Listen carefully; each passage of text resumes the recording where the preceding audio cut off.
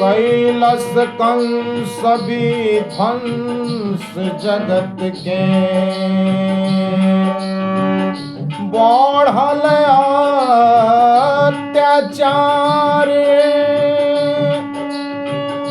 धरती के दुख दर्द हरे खातिर,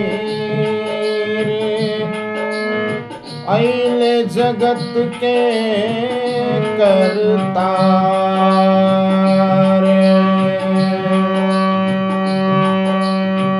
देवकी के भइले लनवा त मोही जे हल, खनवा त मोही जे हल, खनवानु हो हरि हो।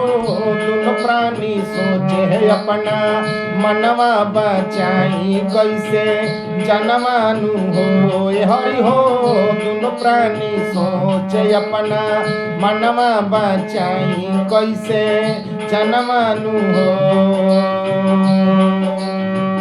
देवकी के भइले लनवा त मोही जे हल, खनवा त मोही जे हल, खनवानु हो हरि हो।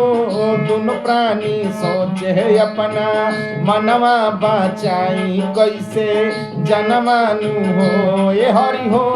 दुनु प्राणी सोचे अपना मनवा बचाई कैसे, जनवानु हो।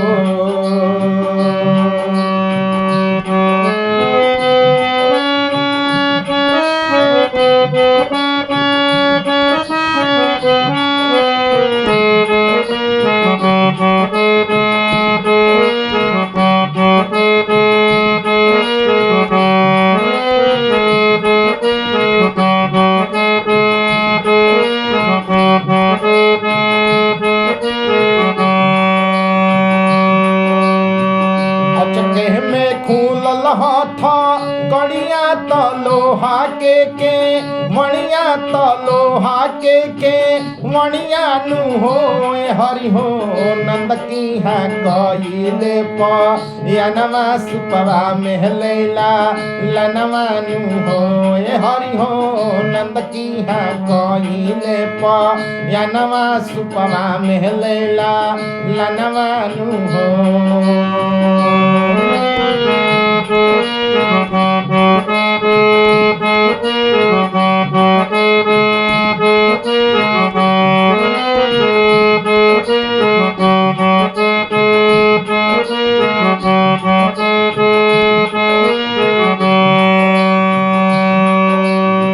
चल गईले जमुना सा मनवा सोचे ले अपना, मनवा सोचे ले अपना मनवा नु हो हरि हो। रिम झिम बरसे आशा मनवा तो भीजे लाला, लनवा नु हो हरि हो। रिम झिम बरसे आशा मनवा तो भीजे लाला, लनवा नु हो।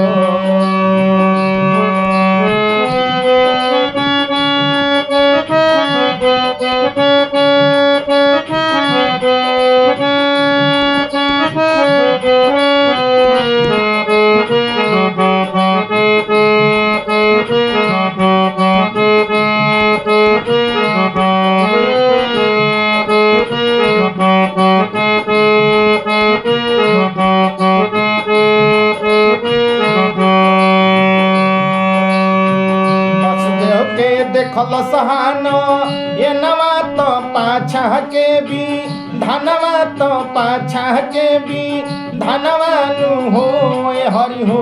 शेषनाग काढ़ियापन फनवा बचावेले बा, दनवानु हो हरि हो। शेषनाग काढ़ियापन फनवा बचावेले बा, दनवानु हो।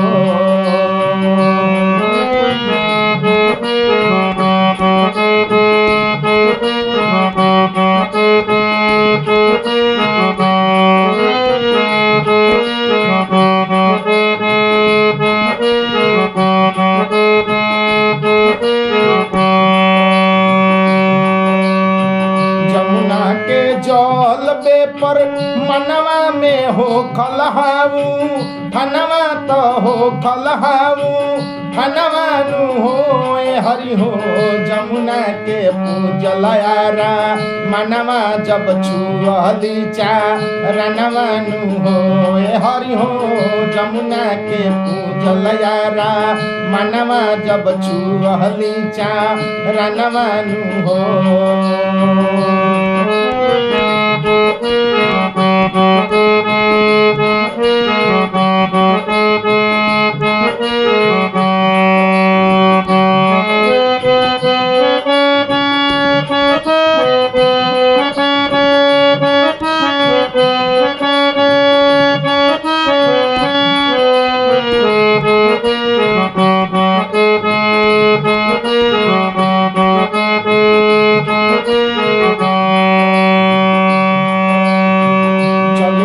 के भावनवा बदल के सन तनवा बदल के सन तनवानु हो हरि हो चली अइले फेर जेल धनवा तो जगल दारा मनवानु हो हरि हो चली अइले फेर जेल धनवा तो जगल दारा मनवानु हो